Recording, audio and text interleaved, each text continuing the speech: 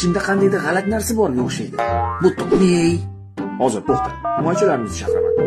Xo'p, menda yangilik bor. Biz uni himoya qilishimiz kerak. Chunki bu chaqaloq.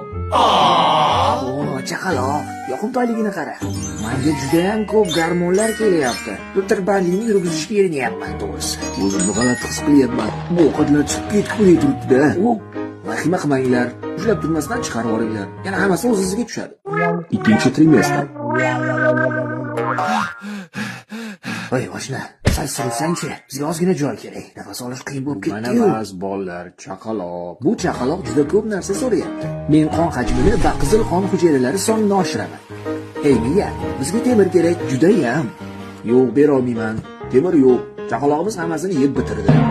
Yo xudo, bu hamma qonni haydab berishni o'zi bo'ladimi? Voy, yana arteriyalarimni qismaslikning iloji bormi? Bo'lmasa hammamiz muammoning tagida qolamiz. Qornim ochdi bolalar.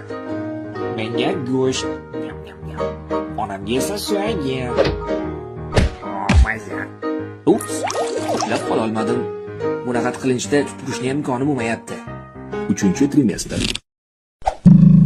Voy, bu yerda yashash mumkin emas. Men ochman, lekin to'g'ri his qilyapman. Ey, xayringni bergurlar, tomirimni ezma. Boshim aylanyapti, baro. Ortiq chidolmayman, o'lib qolaman hozir. Shoshmanglar. Bo'lmas bo'ldi. Pastga tushayotganga o'xshayapti.